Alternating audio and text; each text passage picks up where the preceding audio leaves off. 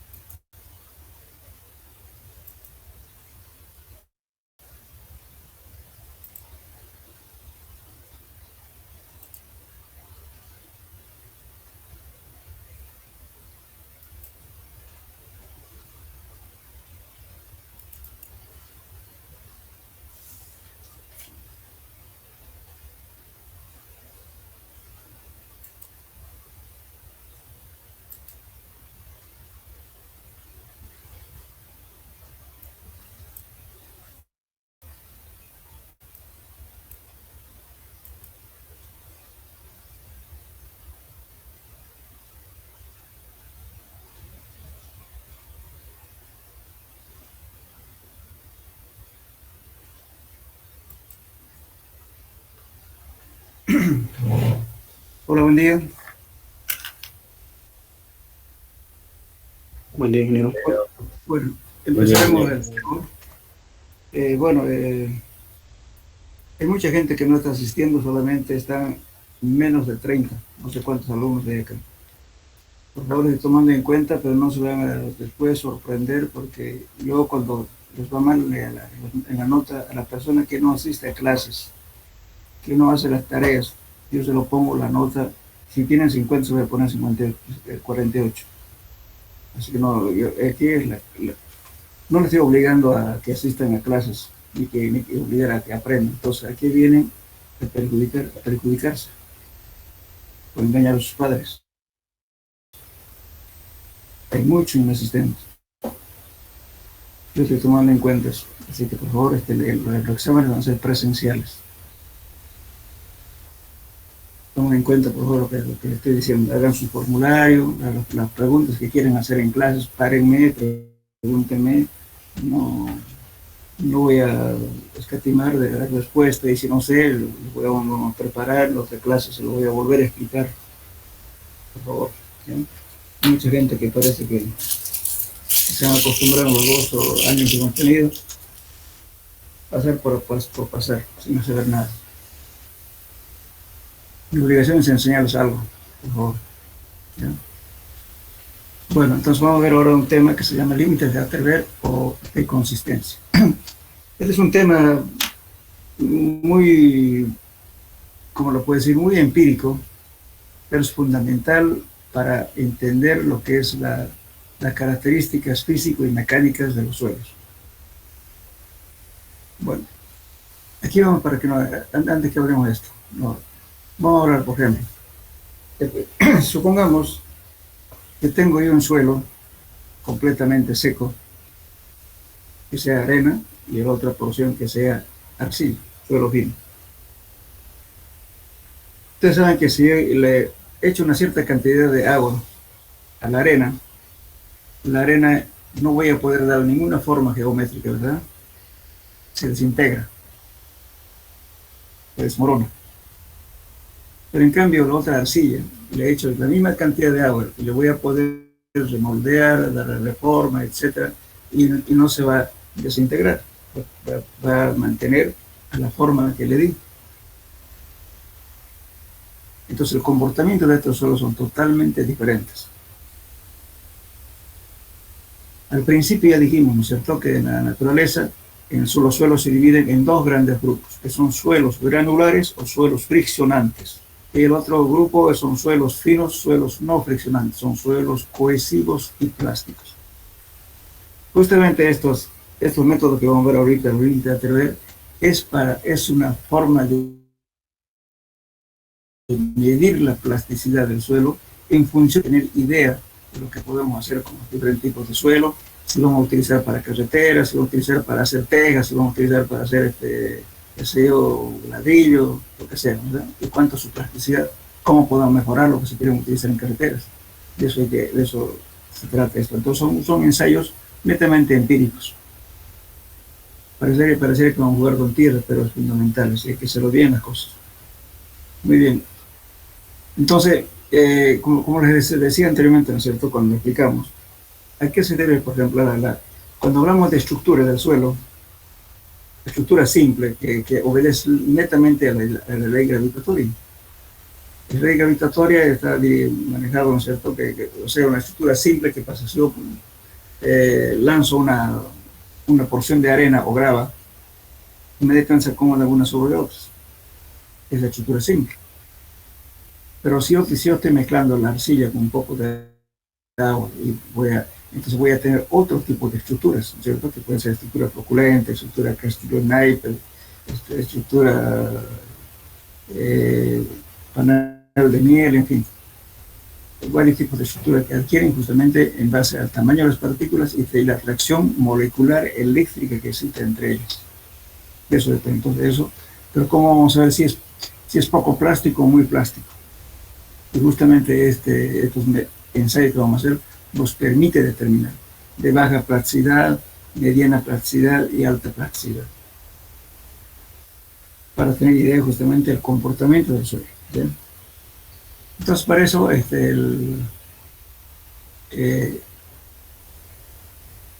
ejemplo, aquí vamos a hablar sobre lo que estamos diciendo. Existen suelos finos que al ser remoldeados, cambiando su contenido de humedad, adoptan una consistencia. ¿Qué significa consistencia? Es una fuerza que se opone a que ustedes los integren o los separen, es consistencia. Por eso estamos hablando, cuando hablamos de suelos finos, hablamos de consistencia. Y cuando hablamos de suelos granulares, hablamos de compacidad. Entonces adoptan una consistencia que se les denomina plásticas, o estos suelos se los han llamado arcillas. En cambio, los suelogranulares no tienen esta particularidad. Por esta razón, no tienen plasticidad. Por causa de su estructura cristalina y forma aplanada, los minerales arcillosos tienen fuerzas superficiales muy grandes que predominan sobre la gravedad. Estas fuerzas superficiales atraen a moléculas de agua hacia las arcillas. Agua de absorción o agua absorbida también. De adherirse, agua adherida o absorbida, no agua absorbida. Dos cosas diferentes. Pareciera que estuviera mal escrito aquí, si no, no, se está refiriendo a la adhesión. Y sus propiedades y su comportamiento son muy diferentes a los del agua ordinaria. El agua de absorción confiere a las arcillas sus propiedades cohesivas y plásticas. Entonces ven, el comportamiento de la arcilla es totalmente diferente a los de suelos granulares. Por otra parte, podemos indicar que las arenas más finas no absorben agua, y de ahí su falta de plasticidad y falta de cohesión. Fíjense, no absorben, no que no absorben. Absorber es chupar algo, ¿verdad? Y absorber es que está adherida sobre la partícula. ¿Sí? Entonces, vamos a ver qué son límites de Atterberg o de consistencia. Atterberg era un ingeniero que hizo el método, inventó el método netamente empírico, voy a repetir, pero que seguimos basándonos desde hace mucho tiempo. Estos límites han sido diseñados para servir como indicadores de las propiedades de la fracción de arcilla.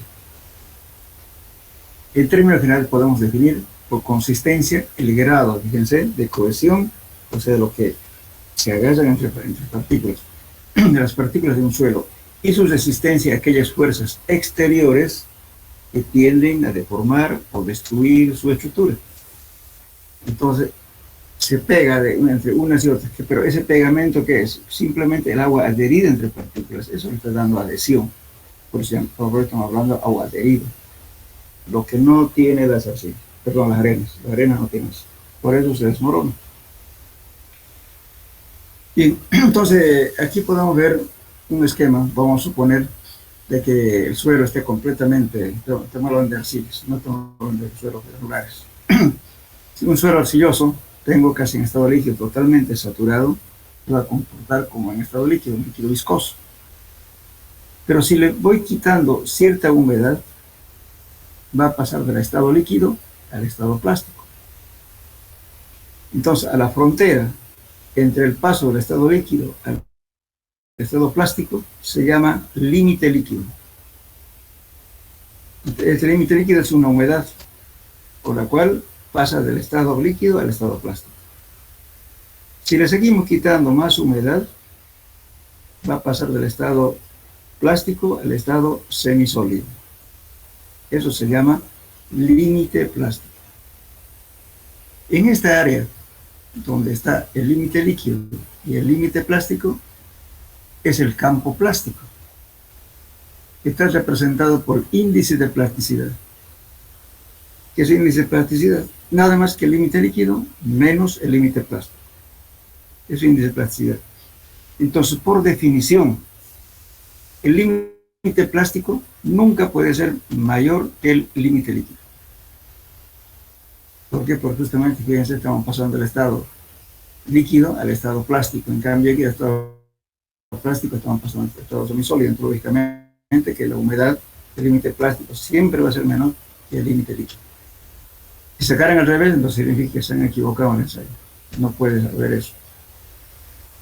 Es frecuente esa equivocación, especialmente cuando estamos trabajando con limos. Cuando tiene algo de arcilla, es limo, entonces a veces el operador, cuando no es muy práctico, se equivoca. Y resulta que cuando hacemos la suma del límite líquido menos el límite plástico, resulta que el límite plástico es mayor, por tanto no es negativo, y no puede haber eso. Bien, entonces ahora, si seguimos quitando humedad del estado semisólido, vamos a pasar al estado sólido. Hay una diferencia aquí. Esta frontera entre el estado semisólido y el estado sólido se llama límite de contracción. Bueno, aquí cuando estamos hablando del estado sólido, no estamos hablando que no tiene absolutamente de agua, aún tiene una cierta cantidad de agua. Entonces, esta definición de límites de contracción se define como el límite en el cual el suelo deja de contraerse. Es la humedad con la cual el suelo deja de contraerse. Ustedes dan como ejemplo. Ustedes van a un lugar arcilloso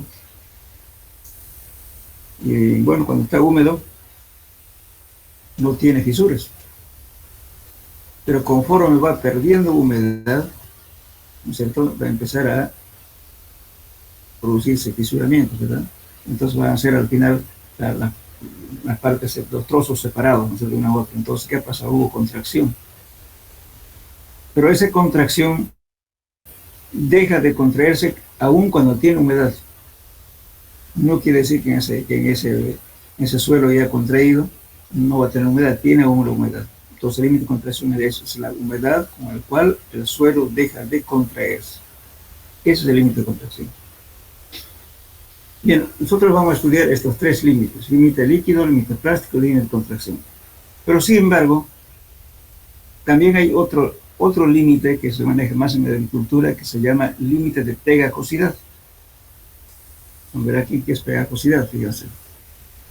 El límite de pegajosidad es el contenido de humedad con el cual el suelo comienza a pegarse a las superficies metálicas, tales como cuchilla o de la espátula. Esta condición tiene importancia práctica para el ingeniero agrónomo, ya que se relaciona con la capacidad del suelo para adherirse a las cuchillas o discos de arado cuando se cultiva un suelo.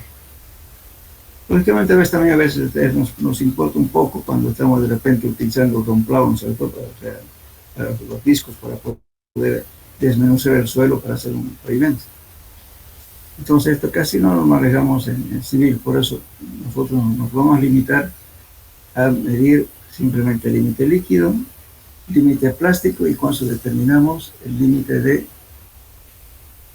plástico. Ahora, el límite de cohesión es el contenido de humedad con el cual los tesones del suelo son capaces de pegarse unos con otros. Eso también es en agronomía. Pero tampoco veamos esta. En realidad, los límites serían 3 más estos 2 son 5. Los límites de ATB son 5, por si acaso.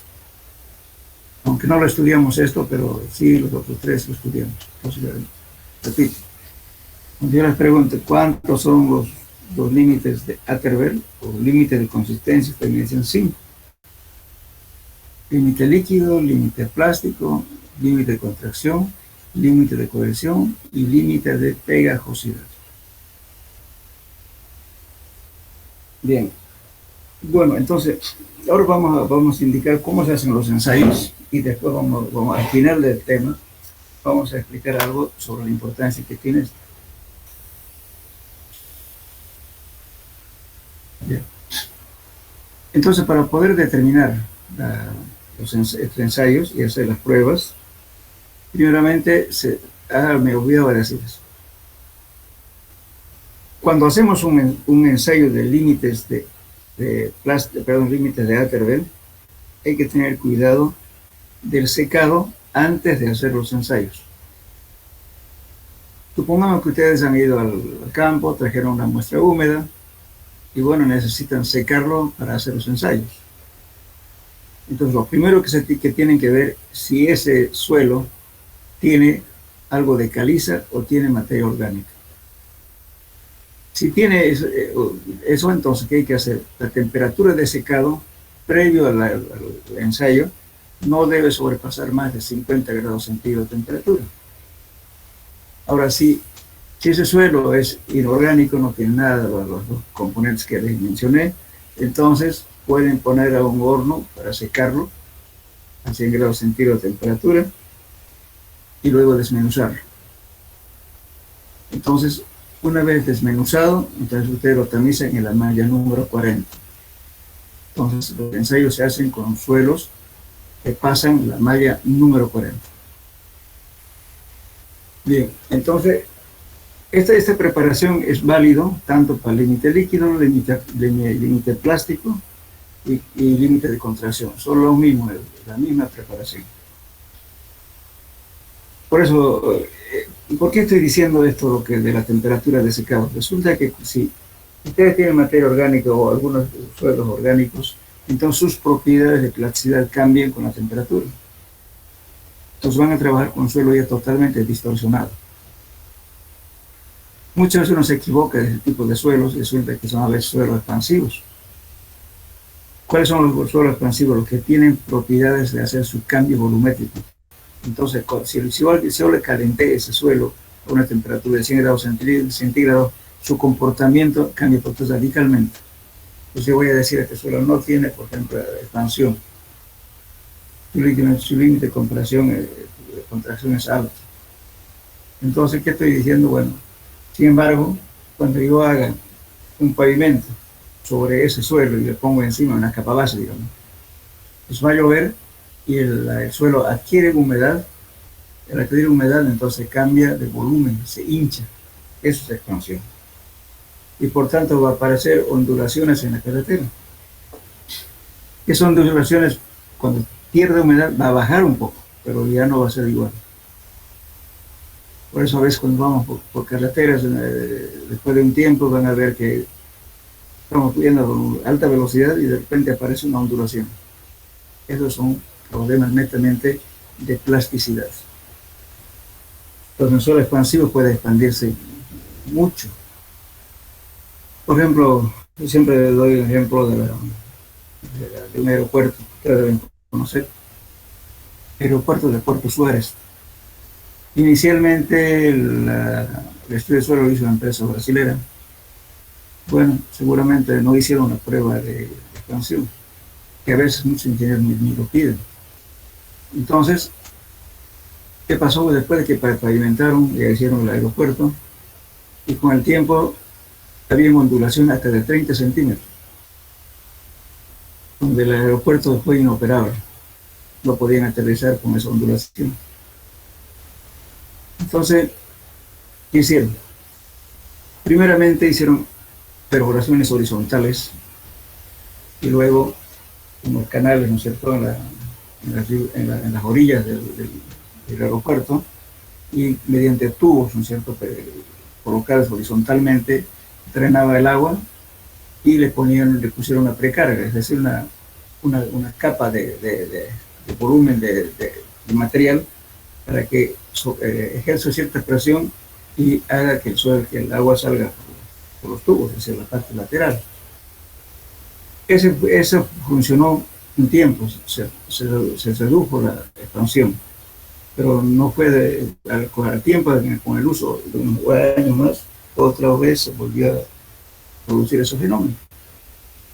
Entonces, ¿qué hicieron? Tuvieron que deshacer el aeropuerto.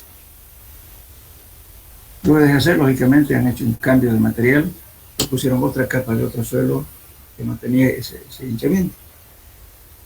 Y después recién volvieron a pavimentar. Es como hacer 2 veces el aeropuerto. Esas equivocaciones son fatales, por eso esto no es chiste, porque lleva este tipo de cosas, fíjense, un daño, ¿no?, económico, de otras cosas colaterales. Entonces hay que tener cuidado hasta del momento en que uno está haciendo los límites.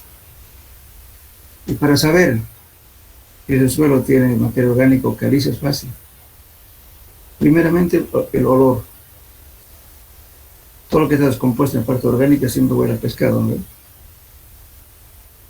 Y si hay caliza, lo que se vierte unas gotas de ácido nítrico. Si hay efervescencia, entonces quiere decir que es caliza o bien es orgánico. Inclusive el color, la caliza blanquecina.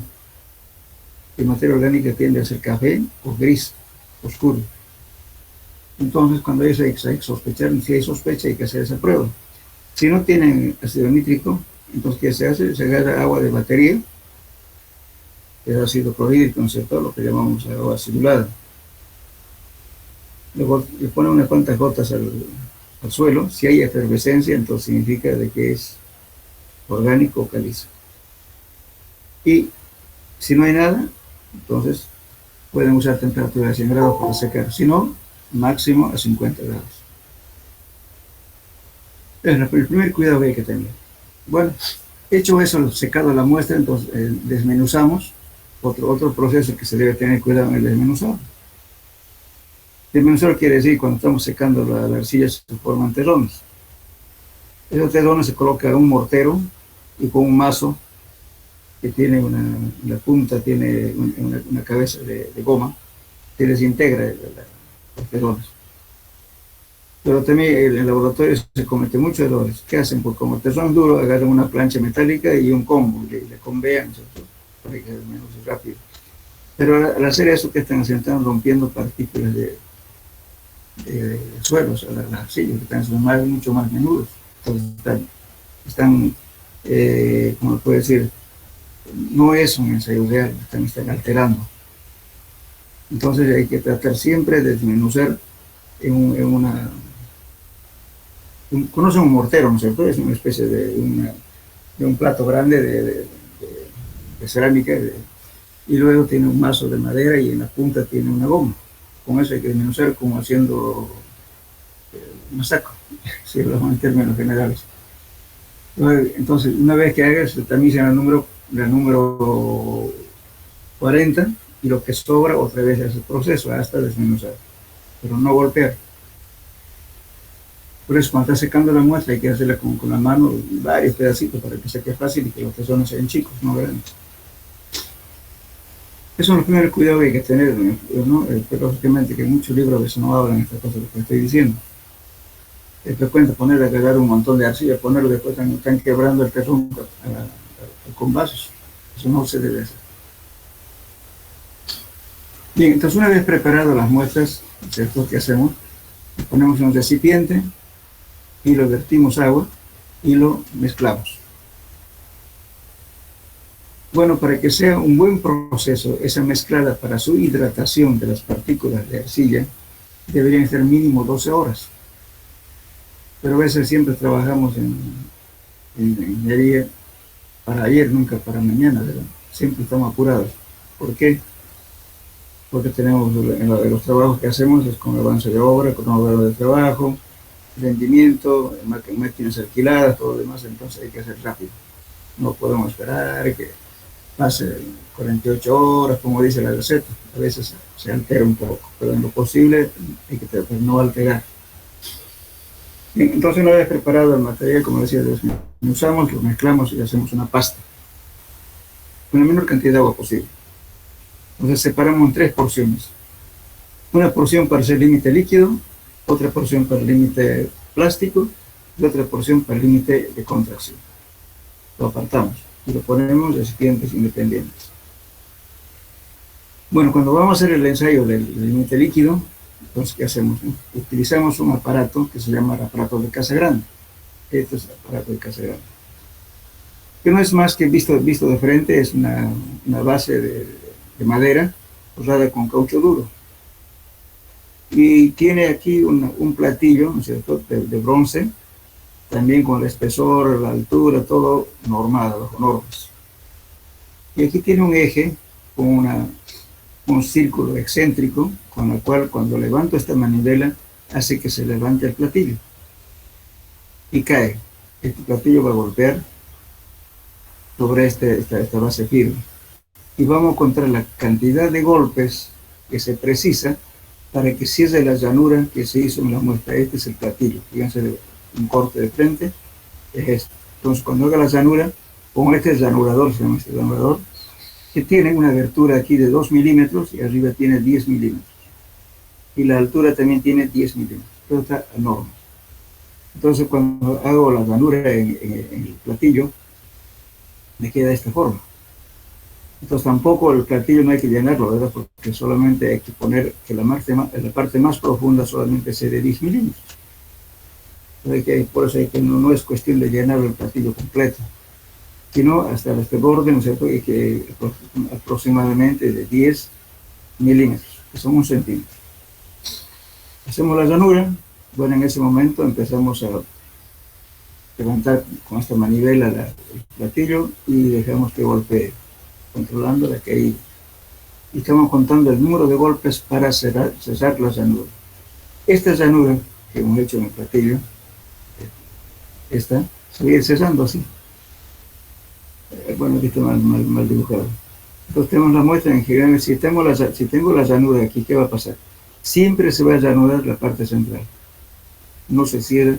Mucha casualidad sería que se cierre uniformemente en toda la longitud. No se cierra, siempre se cierra la parte central. Cuando ya cierra una longitud de media pulgada, que son 12 milímetros, entonces, ¿qué hacemos?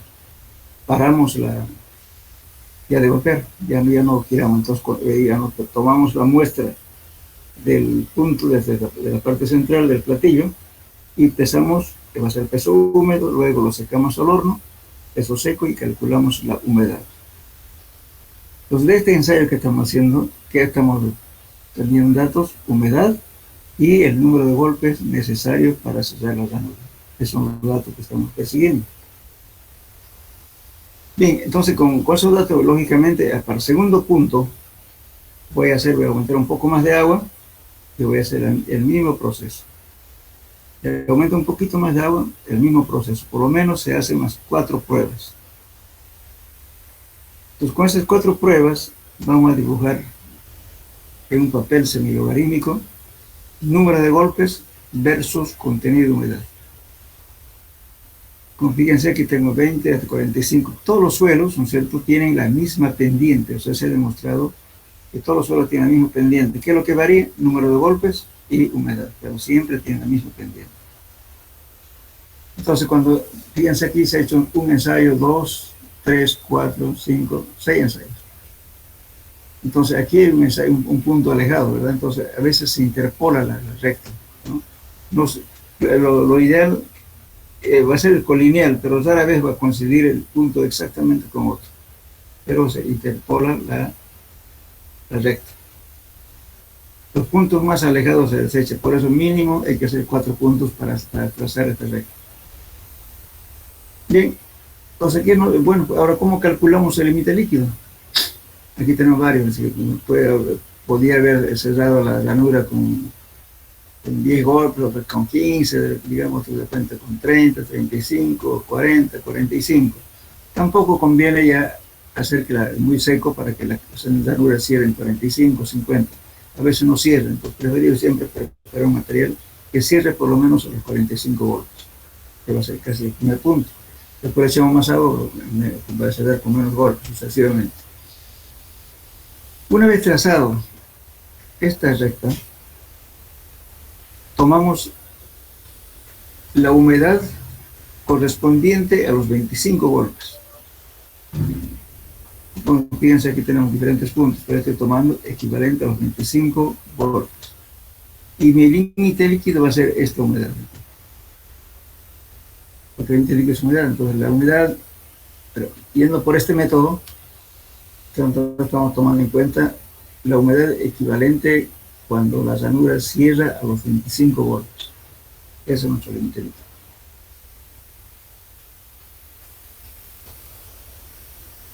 No sé si han captado lo que les estoy diciendo hasta aquí.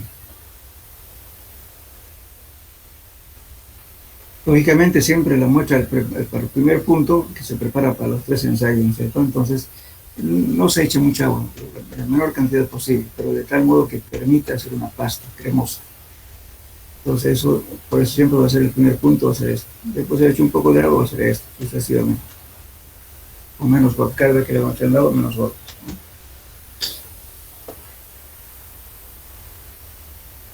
Bien, entonces, ¿entendido hasta aquí? Bueno, ahora, ¿qué ocurre? Imagínense ustedes, van a hacer un trabajo de 100 kilómetros de carretera. Este trabajito nos lleva tiempo. ¿Por qué? Porque hay que tomar la muestra, hay que llevar al laboratorio, hay que secar la muestra, desmenuzar, tamizar en la malla número 40, hacer la pasta, hacer el ensayo, después hay que volver a secar porque tenemos que determinar su humedad, se lleva por mínimamente, o sea, casi un día.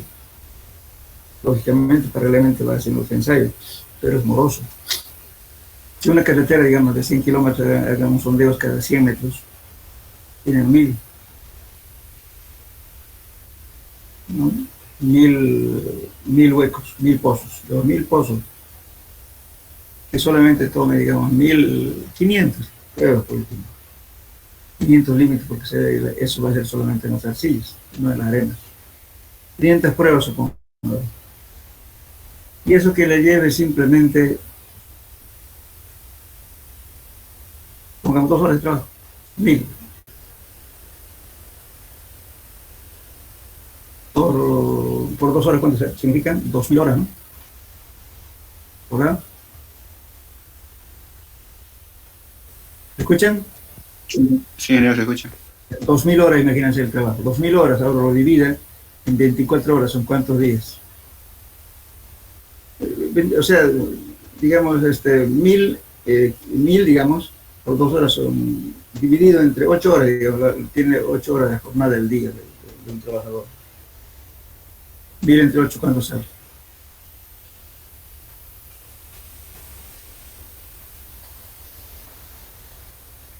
125, ingeniero.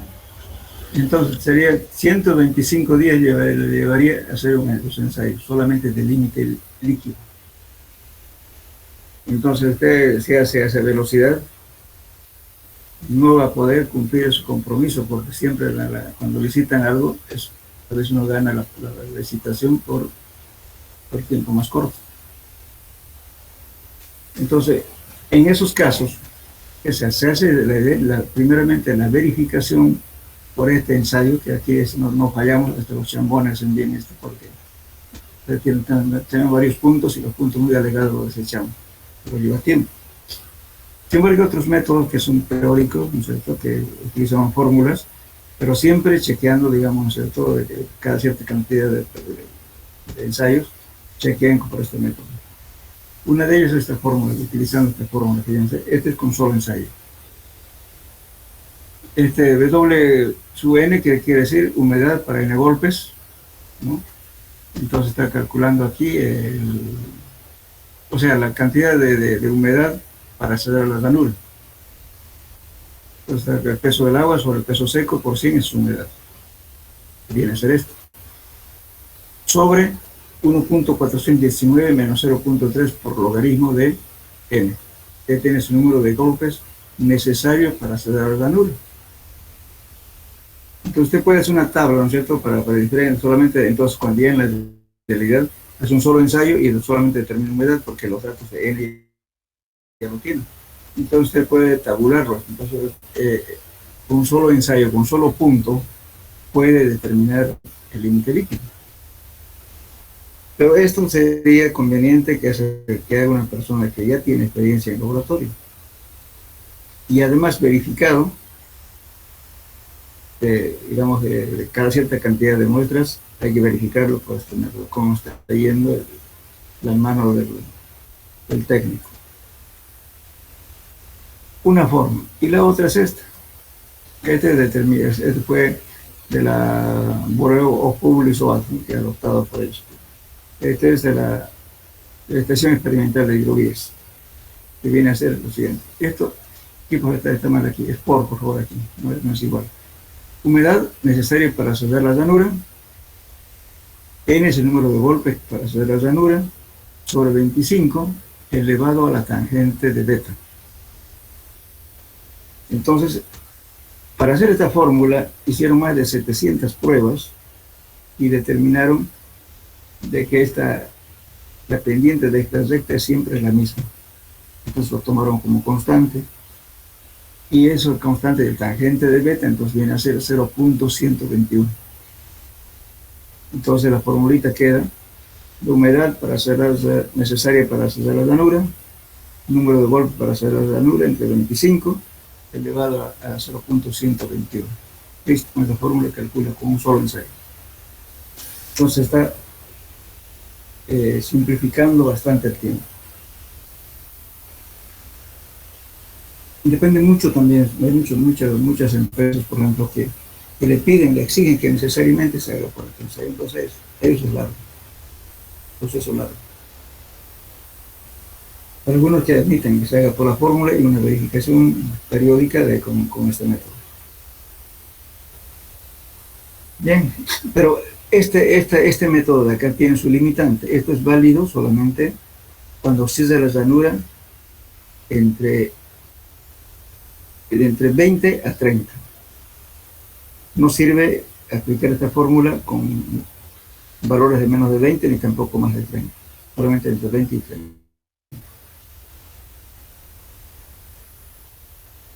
Bien. ¿Entendieron eso o no? ¿Cómo es el límite líquido?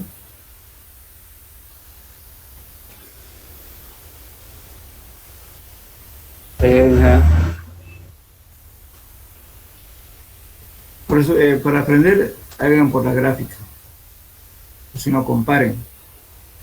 Hagan unos 4 puntos, ¿no es cierto? Hagan con la gráfica y luego comparan con las fórmulas a ver qué variación tiene.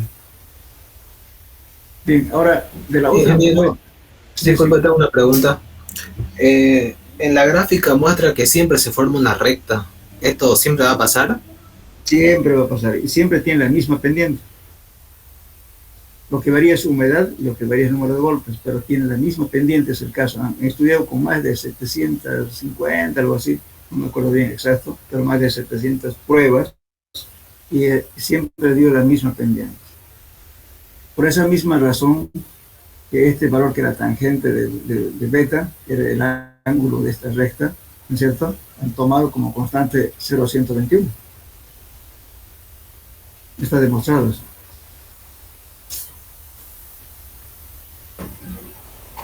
Entonces se aplica la fórmula con esas condiciones, ¿no? Entonces siempre hay que hacer el ensayo entre 20 a 30, que cierre la salud. Pero por una razón, en un trabajo que nosotros hicimos cerca de la carretera Campo Pajoso a Palos Blancos, eran cerca de 80 kilómetros. Ahí, bueno, un técnico que me apareció con un currículum ampuloso. Le digo, ¿sabe usar este método? Sí, me dice, sí. Bueno, explicamos y estaba aceptado. Pero uno a veces cuando le pregunta, uno no lo dice con aceptar al pormenor, porque cómo voy a saber. Se supone que si utiliza esa fórmula, debe saber las restricciones que tiene esta fórmula, que solamente es válido para para 20 a 30 golpes. Y bueno, resulta que cuando ya entregamos el trabajo, chequearon algunos ensayos, no cumplía esa condición. Habían tomado valores de menos de 20, otros valores más de 30. Tuvo una observación. Entonces, bueno, para no hacer todo, hicimos como un tema de investigación en realidad. Tomamos pruebas del mismo lugar, hicimos por los dos métodos, por la gráfica y por el otro. Y determinamos que efectivamente tenía una pequeña variación, pero era en segundo decimal, no había mucho problema. Pero el que siempre va a haber tipo de prueba y lo que dicen las normas hay que cumplirlas. Pero siempre, bueno, hay mucha gente que tiene mucha documentación, pero no, especialmente la gente que es mal trabajador, cambia de un lugar a otro lugar, entonces su currículum es ampuloso. Es gente que desconfía. En cambio, la gente que sabe bien, que es un buen trabajador, ha durado mucho tiempo, porque es eficiente. Bien, bueno, ahora entremos a la parte, digamos, del límite plástico. Con la misma preparación de la muestra, ¿no es cierto? Es decir, cuando estábamos preparando dijimos, ¿no es cierto?, hay que separar 3 porciones. Entonces una de las porciones, bueno, pues sirve para hacer el límite plástico. Límite plástico es un método mucho más empírico que el otro. Primeramente se agarra, ¿no es cierto?, vamos a trabajar sobre una lámina de vidrio con vidrio esmerilado. Vidrio esmerilado quiere decir que no sea brilloso, sino que tenga algo de tubosidad. Si no tienen eso, pueden poner un papel sábana con una superficie plana y dura. Y luego se separan las pequeñas bolitas de la muestra que preparé, igual que las bolas de jugar pequeñitas, y con la palma de la mano se va haciendo cilindros hasta que formen unos rollitos con un diámetro de 3 milímetros. Cuando llegamos a los 3 milímetros de diámetro, si los rollitos empiezan a requebrajarse, entonces quiere decir que hemos llegado al límite plástico. Cuando tiene mucha humedad, ¿qué se hace? Se cambia de papel para que absorba la humedad, hasta llegar a esa humedad que al llegar a los 3 milímetros se empieza a requebrajar. Entonces hacemos unas 3 o 4 pruebas, ¿no es cierto? De cada prueba que hacemos, que cada rollito que se nos requebraja, tomamos humedad, lo pesamos, tomamos la muestra húmeda, lo secamos y calculamos la humedad. Se hacen unas 3 pruebas o 4 pruebas, mínimo 2. Pero cuando hay apuro no se hace ni 2, se hace 1. Lógicamente que hay que tener confianza en la gente que trabaja. Entonces, esa humedad que nos va a dar, eso se llama el límite plástico. Pero si hacen varias pruebas, entonces el límite plástico es el promedio de las muestras que se hizo.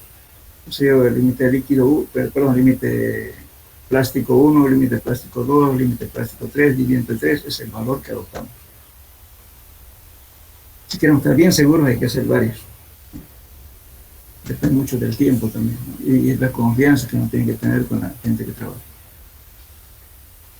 Eso es fácil de tener límite plástico. Pero como ven, si en caso, digamos, más o menos hace unas 70, 80 pasadas de mano, ¿no? Tampoco no a toda velocidad, ni tampoco muy lento. Tiene sus normas para hacer este ensayo. Bien, entonces ya tenemos el límite líquido y el límite plástico.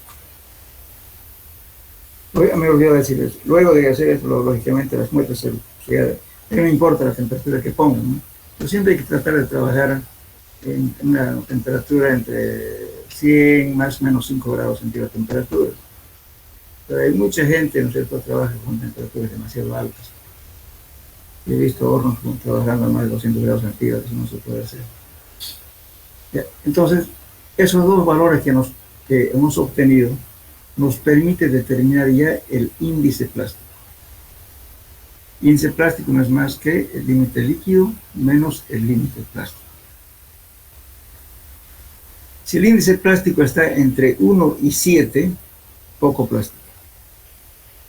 Si está entre 7 y 15, medianamente plástico. Si es mayor a 15, altamente plástico. ¿Ve qué estamos haciendo? Estamos midiendo la plasticidad. Eso es lo que nos permite hacer estos dos ensayos.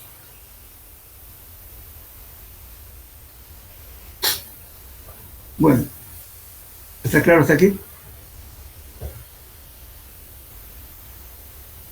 Eso lo van a hacer en el laboratorio, por favor. ¿Ya?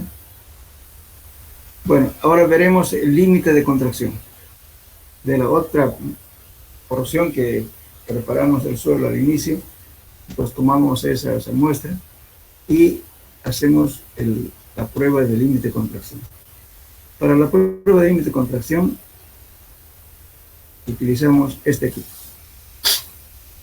Estos se llaman moldes Monel o también moldes para límite de contracción. Son unos moldecitos pequeños que tienen aproximadamente un centímetro de altura o unos 4 de diámetro aproximadamente. Pero es de un material especial que no se dilata demasiado ni se contrae mucho. Entonces por eso son moldecitos especiales. Pero a veces hay mucha gente que en los laboratorios, como no se consigue esto en el mercado fácilmente, agarran una lata de mentizán y eso hacen las pruebas. Eso no es, porque el latón tiende a dilatarse demasiado. Entonces no es bueno eso. Siempre hay que tratar de hacer con los moldecitos que viene por normas, digamos, ¿cierto? Para que nos sirva para hacer un buen ensayo. Entonces, una vez, si se tiene estos moldes de límite de contracción, le pasamos una capita de vaselina sólida para que la muestra no se pegue al molde. Bien, entonces, preparada la muestra, empezamos a colocarle la muestra al recipiente hasta la parte final. Y luego, cuando ya está lleno, le damos unos pequeños golpes, ¿no es cierto? mejor si se da en cada capa. Una altura aproximadamente de 10 centímetros, como son chiquititos. Entonces se lo larga una base firme para que la muestra se esparza uniformemente en todo el diámetro del molde. Ya cuando hacemos eso, ya la parte final se lo enlaza con una espátula y tenemos ya el suelo contenido en este molde. Lógicamente lo pesamos el peso húmedo, después vamos a secar y vamos a tener el peso seco y nos permite calcular la humedad. Bien, ahora, ¿qué hacemos? Una vez hecho ese proceso, ¿no es cierto? Vamos a ver qué hacemos. Para poner al horno, porque para límite de contracción necesitamos de tener donde la fórmula, para ver qué. La fórmula que vamos a emplear es esta. Límite de contracción se calcula. Esto es peso del agua sobre el peso seco, es humedad, fíjense aquí. Menos el volumen 1, que es el volumen húmedo, menos el volumen 2, que es el volumen seco, sobre el peso seco. Eso multiplicado por gramo del agua. Gramo del agua es 1. Todo esto multiplicado por 100. Eso nos da el límite de contracción. Entonces, con lo que estoy haciendo, ¿no es cierto?, con el peso húmedo, luego lo voy a sacar, voy a obtener esta humedad. Pero el problema es medir estos volúmenes, el volumen 1 y el volumen 2. Entonces, para eso hacemos esto. Bien. Aquí vemos. Entonces, bueno, para medir el volumen 1 es fácil. Agarramos, ¿no es cierto?, ya una vez que el volumen 1 de la galleta va a ser el volumen del recipiente, ¿verdad? Entonces, para medir eso, ¿qué hacemos? Lo llenamos con mercurio hasta la parte superior y lo enlazamos con este aparato, con esto. Esto en jerga de mecánica sólida se llama vidrio de reloj. Estas pequeñas púas que tienen se llaman pílulas. Entonces están por norma y están siempre con esta medida. No es cualquiera. Es un cristal en realidad. No es en jerga de mecánica sólida le llaman vidrio de reloj, pero es un cristal especial. Tiene sus medidas por normas y tiene estas puntitas, las púas que están aquí. Con eso lo clava, porque lógicamente el mercurio es bastante viscoso y por tanto va a tener una protuberancia acá.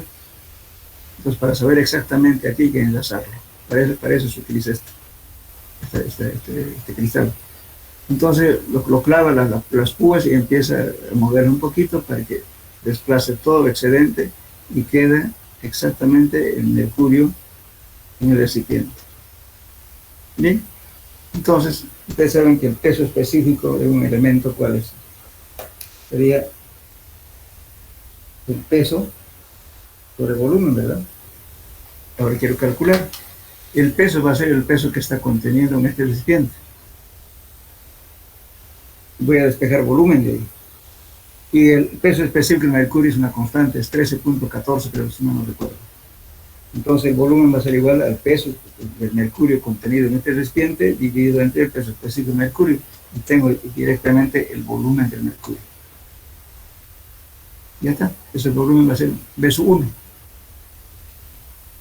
Bien, ahora para obtener el B2, el volumen seco, ¿qué hago? Justamente, ¿se acuerdan? Le dije yo que primeramente impregnaran esto con vaselina, justamente para que no se pegue la muestra. Cuando preparo al inicio la muestra, no puedo meterlo al horno inmediatamente directo, porque a un horno caliente, si no se me fisura. Yo necesito que este gallete salga completamente sano. Entonces, ¿para eso qué hago? Primeramente voy a poner la intemperie para que se seque un poco. Cuando ya la muestra empieza a cambiar de color, entonces ya después de unos 4 o 5 horas, entonces recién le pongo al horno a baja temperatura para que no se raje la muestra. De ahí incremento un poquito más la muestra, la temperatura, y voy a obtener justamente ya con eso voy a secar la muestra y esto se me va a ir contrayendo. Entonces la vaselina que le puse es que no se pegue la muestra al recipiente para que no se me raje. Bien, entonces tengo el peso seco. Entonces, con eso voy a medir, voy a pesar y voy a tener el peso seco para justamente determinar la humedad que hice al inicio. Lo que ahora voy a calcular es el volumen seco, volumen 2, que es un volumen seco. Entonces, ¿qué hago?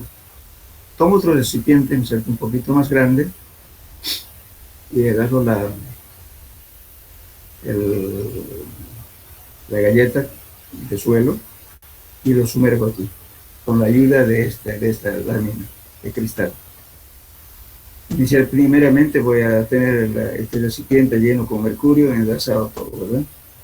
Y luego, una vez hecho ese proceso, agarro la galleta del suelo y lo voy a sumergir con la ayuda de este y lo enlazo.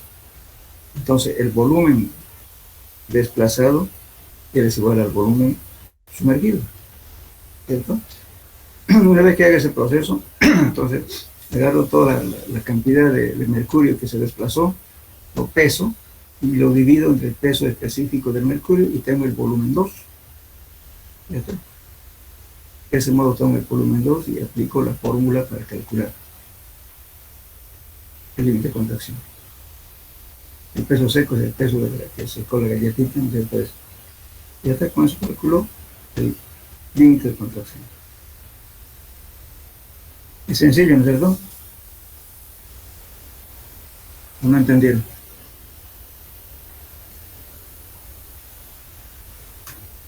Hablen, por favor, si no han entendido, les explico de nuevo.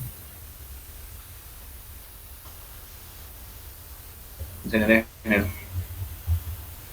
Entonces, esto van a ser en laboratorio, por favor, estas pruebas. Bueno, entonces una vez hecho eso, entonces, ¿qué hacemos? Ahora ya el límite de contracción, hemos hecho el límite líquido, el límite plástico, todo lo demás. Ahora analizamos las ecuaciones. Por favor, esto como tarea, ¿ya? A partir de esta, anótenlo por favor, está demostrada la fórmula. Pero, ¿de qué se parte? Fíjense, aquí tenemos una humedad versus, perdón, el volumen versus humedad. Entonces, este es parte de esto, en realidad, la demostración de la fórmula. Este es el peso del agua sobre el peso seco. Por 100 es humedad. Entonces, eso, si lo pongo en función de volumen, voy a tener el volumen del agua sobre el volumen, ¿no es cierto? El peso del agua es igual al volumen del agua por el peso específico del agua, dividiendo el peso seco. Entonces, ¿qué es lo que voy a obtener? El peso del agua. Y esto vamos a hacer por diferencia de peso. Aquí el volumen 1 voy a tener aquí el volumen 1 y el peso 1. Cuando la muestra húmeda. Luego va a ir secando la muestra, va a ir disminuyendo y va a llegar a este punto, 2. Es volumen 1 menos volumen 2 por el gramo del agua que viene a ser el volumen justamente de agua que tengo. Este valor A, eso lo estoy buscando, este valor A. Entonces, como dijimos por definición de que el límite líquido es la humedad con la cual el suelo deja de contraerse. Entonces el volumen 2 va a ser eso. Hasta aquí llego, aquí está acá se contrae. Pero tiene aún un peso porque tiene agua todavía. Entonces, ¿qué hacemos? Diferencia de peso de esto voy a calcular por esta ecuación, fíjense. Volumen 1 menos el volumen seco, etcétera, ¿no es cierto? Hacen este procedimiento y van a llegar a esta ecuación. En base a esta ecuación. Este es el peso 1, aquí será el peso 2, cuando ya está seco. Y luego están calculando ustedes aquí el peso del agua, por el gramo del agua, igual a este valor A, multiplicado por 100, y hacen la demostración de esto. Bien, ahora hablemos el comentario de estos ensayos. Lo que hemos hecho nos permite determinar la relación de contracción o razón de contracción, se llama. Este coeficiente RC este coeficiente da una indicación de cuánto cambio de volumen puede presentarse por cambios de humedad de los suelos por encima del límite de contracción. O sea, si yo tengo un valor del límite de contracción y puedo medir cuánto puede cambiar el límite de contracción cuando está por encima de la humedad del límite de contracción. Entonces, no van a confundir, este B sub S es el volumen del sólido en el límite de contracción. significa que no es volumen neto, porque estamos tomando en cuenta agua y aire. No es el volumen, como decimos, gamma más S, es igual el peso seco sobre el volumen neto, es el volumen de los sólidos, en este caso no. Entonces es volumen de los sólidos en el momento del límite de contracción. Después calculamos el cambio volumétrico. El cambio volumétrico es un coeficiente que indica la disminución del volumen que experimenta la masa del suelo cuando su contenido de humedad se reduce con un porcentaje dado al límite de contracción. Entonces voy a ver, si tengo un valor de límite, un valor, digamos, del suelo con una humedad determinada, tengo un volumen. Pero puedo calcular, ¿no es cierto?, qué pasa cuando reduzco al valor de límite de contracción. Entonces voy a ver este límite, este cambio volumétrico, puedo medirlo. Esto es la humedad inicial menos el límite de contracción por razón de contracción. Este es el contenido de humedad del suelo natural. No ven aquí esto. Esto siempre va a ser mayor que esto. Bien. Ahora, la otra fórmula es para medir la contracción lineal. Es la disminución en una dimensión de la masa del suelo cuando su contenido de humedad se reduce de un porcentaje dado al límite de contracción. O sea, supongamos, yo tengo un límite de contracción X, ¿no es cierto?, un volumen en un tramo, digamos. Entonces, ¿qué pasa si pierde la humedad ese tramo? Una carretera o un aeropuerto, digamos. Si pierde totalmente la humedad, se va a ir contrayendo.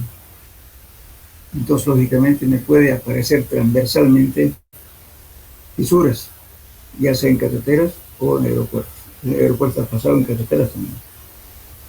Entonces, podemos medir eso, esa contracción lineal. Entonces, no es más que 100 entre el cambio volumétrico más 100, y después raíz cúbica de ese valor, que nos determina el límite de contracción lineal. Ahora, estas dos fórmulas son importantes para saber y verificar si el suelo es preconsolidado o normalmente consolidado. Fíjense aquí, índice de consistencia, o también se llama consistencia relativa. ¿Quién nos está diciendo esta fórmula? El límite líquido menos la humedad natural sobre el índice plástico. Dice, cuando el índice plástico, cuando el suelo es muy blanda,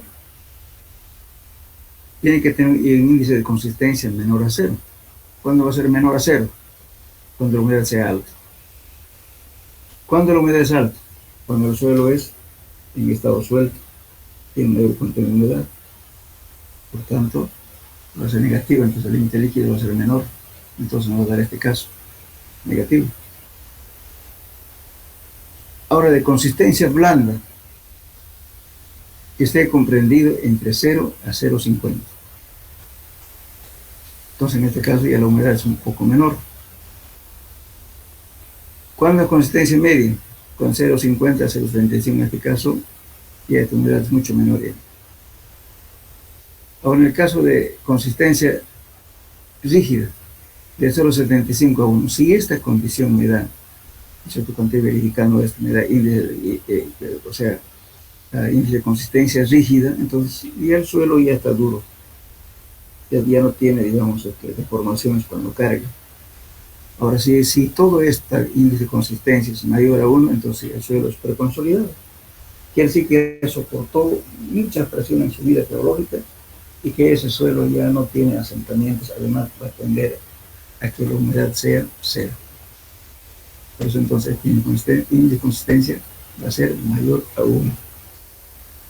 Además, ¿con qué más va a corroborar? Que la humedad del campo sea próximo a 0, el número de golpes de SPT sea bien grande, entonces tiene que cumplir esta condición. Ahora, si pidieran esta condición mayor a 1, y si el número de golpes es 1 de SPT, y que su humedad de campo sea muy grande, entonces esto no entiende. Tiene que conseguir todo. Número de golpes grandes, la humedad natural del campo es muy bajo, y que el índice de consistencia sea mayor a 1. Entonces estamos diciendo un suelo preconsolidado. Ahora, si no, si está dentro de este medio, va a ser consistencia media. O sea, va a ser un suelo que no está consolidado, es normalmente consolidado. Y además, si nos da esta condición, ya no podemos hacer tampoco el ensayo de consolidación, porque no, la consolidación solamente es para suelo normalmente consolidado, no para suelo preconsolidado. Ahora, el otro índice que nos corrobora también es este, fíjense. El índice de liquidez dice que es un parámetro que sirve para saber cuánto cambia de la resistencia del suelo con el remoldeado. Aquí en este caso es la humedad natural del suelo menos el límite plástico sobre el límite plástico. Entonces, esta ecuación le está diciendo aquí, un suelo que tenga índice de liquidez aproximadamente igual a 1 será un suelo con baja resistencia. Y si el índice de liquidez es menor a 0, indica que el suelo es muy rígido. Entonces, ¿ve? Lógicamente ahora, si esta humedad es chiquitita, esto va a ser negativo. El índice de liquidez va a ser mayor. Pero si esta humedad es grande, entonces va a ser lógicamente este valor más grande, ¿no? Entonces, ¿cuándo va a ser chiquitita esto? Cuando el suelo sea líquido. Tienen también que cumplir esto. Eso nos da pauta, ¿no es cierto?, de identificar los suelos y decir por qué estamos diciendo que está consolidado o normalmente consolidado. Y tiene que cumplir estos parámetros. Si no cumple, entonces algo está mal.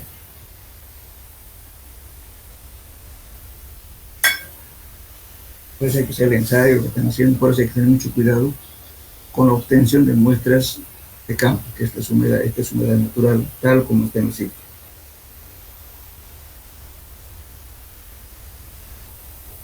Bueno, con eso terminamos este tema, no sé si tienen preguntas.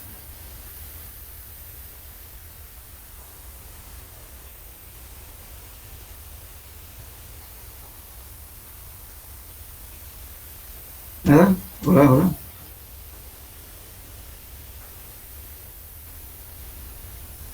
¿Me escuchan?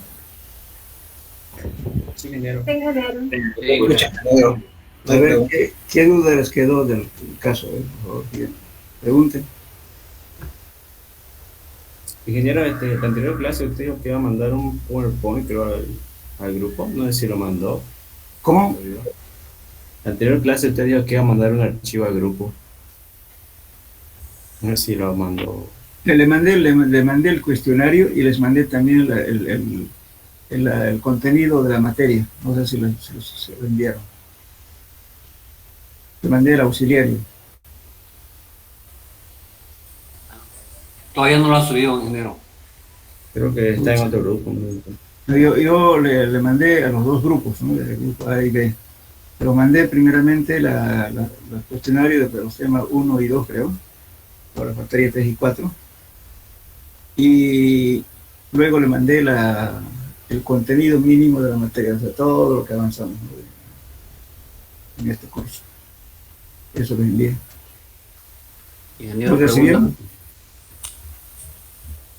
Si no recibieron, para que yo reclame y que se los envíe el auxiliar. Mandó ingeniero los cuestionarios que usted dice, pero creo que el compañero se refiere al avance de todo esto que muestra en clase, si no me equivoco. Pero sí mandó el auxiliar el primer cuestionario y el segundo.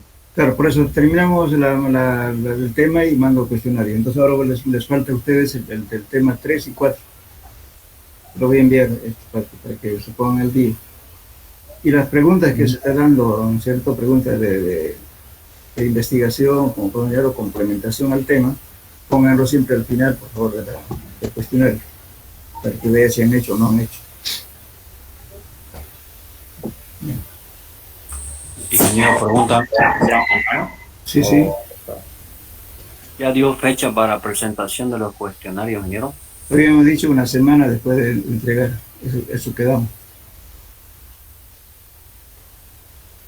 No se acumulen, vayan entregando cada semana. Yo, por si yo les doy hoy día, digamos, uno tiene una semana. No se van a acumular de cuestionarios. Y además, si algunos tienen la costumbre de no presentar y después el último día están presentando y no lo voy a recibir. Tiene una semana. Lo que le voy a dar hoy día, preséntenlo la próxima semana.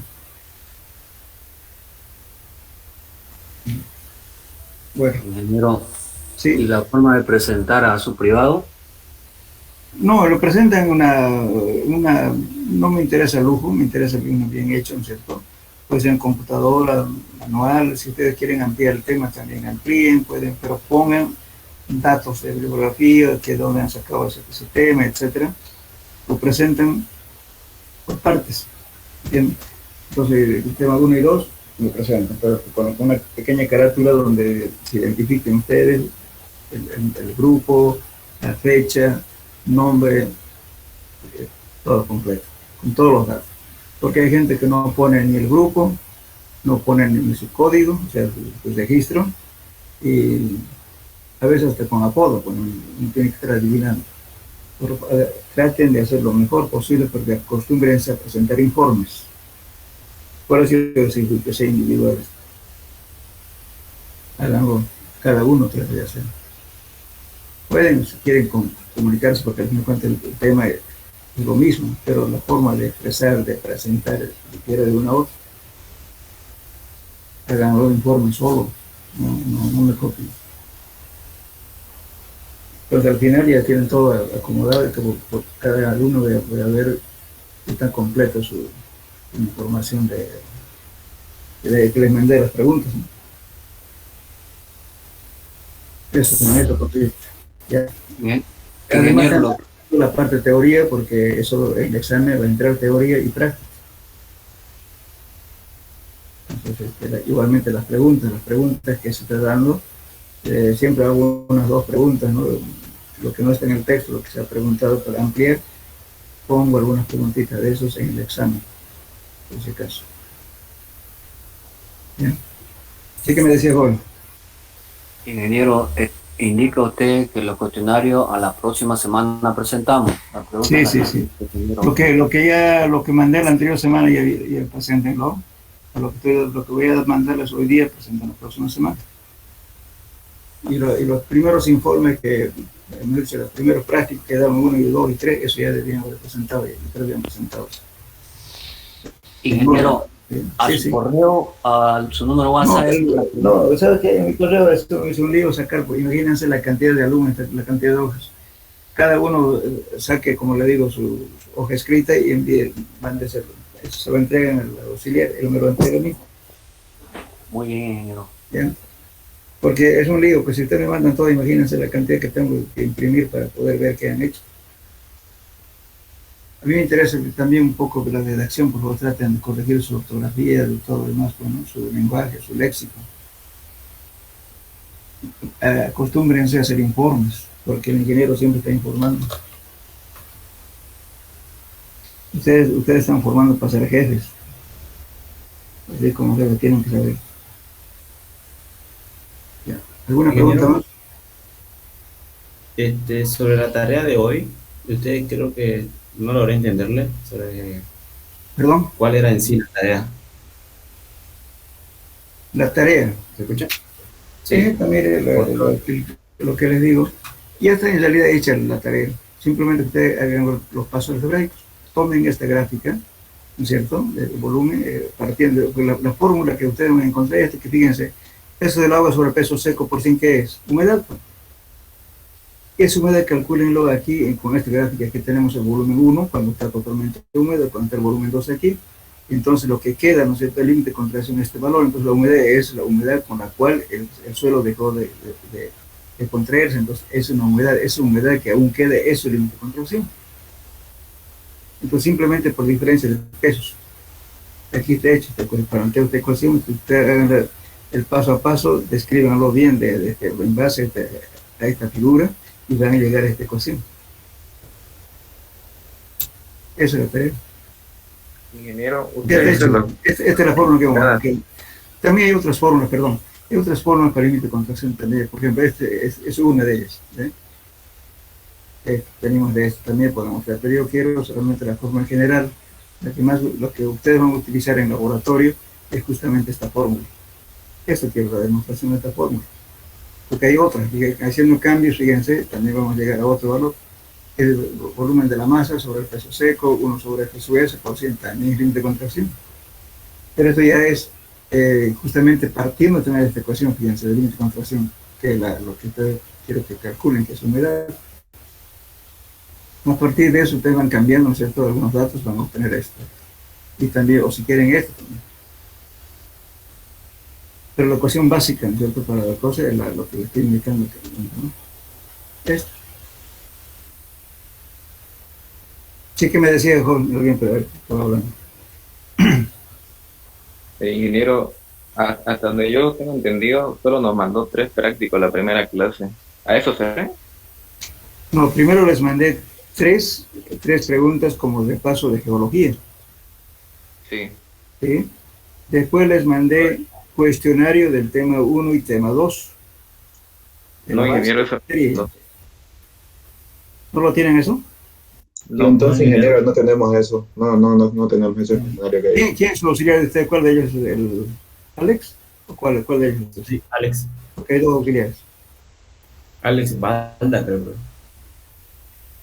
Y entonces yo le dije, por favor, que yo se lo mandé como no lo tengo su teléfono de él, entonces voy a tratar de ubicar la hora que se los mande, por favor, porque yo ese cuestionario se los mandé a Jesús Álvaro, que era mi auxiliar anterior, se mete a él, mandé para que se lo pase el otro, porque es su colega. Entonces voy a reclamar ahora que se los envíe, por favor, eso, ¿ya? Bien que me hayan dicho, yo lo voy a ubicar. Que me dé su teléfono para pasarlo directo, para que se lo envíe a ustedes, directo. Tienen que coordinar con él, por favor, con su auxiliar. Porque tienen que ir pasando también la parte práctica, porque tengo entendido que el otro auxiliar ya está pasando. Gracias. ¿Ustedes han pasado clases de laboratorio? Todavía, ingeniero. Todavía, ingeniero, no pasó nada. Voy a ver cómo está el asunto con el otro auxiliar. Voy a ver porque tenían que programar y subdividir los grupos porque son, no sé cuántos son ustedes, voy a sacar la lista. Porque Ya nos dividimos, ingeniero, pero todavía no hemos pasado ningún laboratorio. voy a ver, entonces voy a hablar ahora con los auxiliares y decir al jefe de laboratorio que les permiten entrar en su horario, que no se van a hacer pisar con la parte práctica. Mira, ahí está muy Esta bien. semana o la próxima, ingeniero, nos estaban indicando que vamos a ir al laboratorio. Ya, entonces, pero toma los cuestionarios que se los está haciendo, yo voy a hablar con él, ya para que se lo mande. Ingeniero, pero dé la orden al laboratorio para que empecemos de una vez. Ya, claro. Ahora voy a hablar con el jefe del laboratorio. Para que claro, porque si no se va a acumular eso y bueno, y después se van a atrasar ustedes porque este semestre es corto. Así que tenemos que avanzar. Ya, entonces déjenme, lo voy a hablar con el auxiliar y voy a hablar con el jefe de laboratorio, para que empecemos con las clases prácticas. Cualquier cosa me comunican, por favor, ¿ya? Bueno, Muy bien, ingeniero. entonces en eso quedamos. Hasta luego. Gracias, ingeniero. Hasta luego. Hasta luego, ingeniero, gracias. Hasta luego.